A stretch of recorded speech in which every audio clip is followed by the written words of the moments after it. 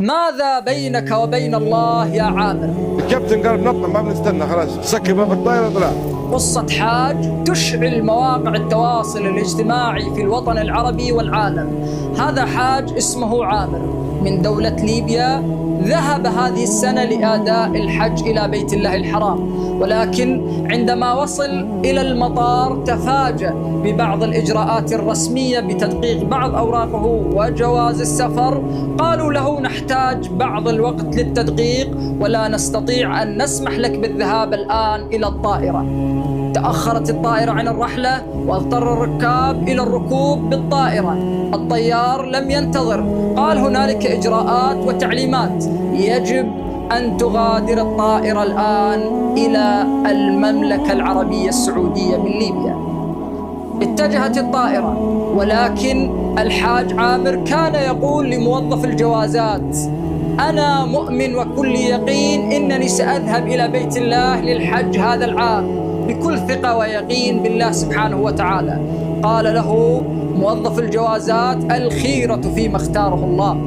ذهبت الطائرة وغادرت، لكن المفاجأة إن الطائرة عادت مرة أخرى بسبب عطل فني. اضطرت الطائرة إلى العودة إلى المطار.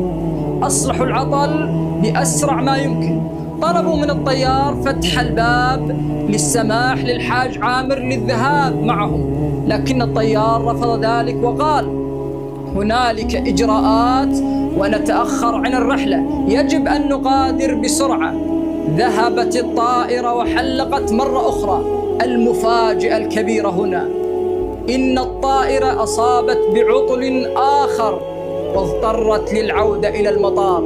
هذه المرة الإجراءات كانت تتأخر أكثر مع إصلاح الطائرة. طلب الطيار الاتجاه إلى الحاج عامر وطلب منه الركوب في الطائرة بعد تدقيق الإجراءات من قبل الجوازات. طبعا ذهب الحاج عامر في الطائرة، ثم تم إصلاح الخلل وغادرت الطائرة إلى المملكة العربية السعودية، والآن الحاج عامر في المملكة العربية السعودية لأداء الحج لهذا العام إن شاء الله. إرادة الله دائما فوق كل شيء، سبحان الله.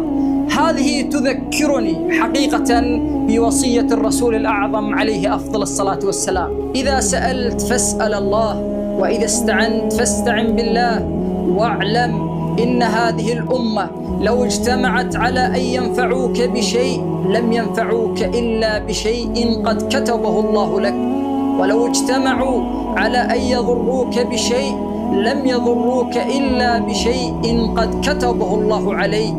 رفعت الأقلام وجفت الصحف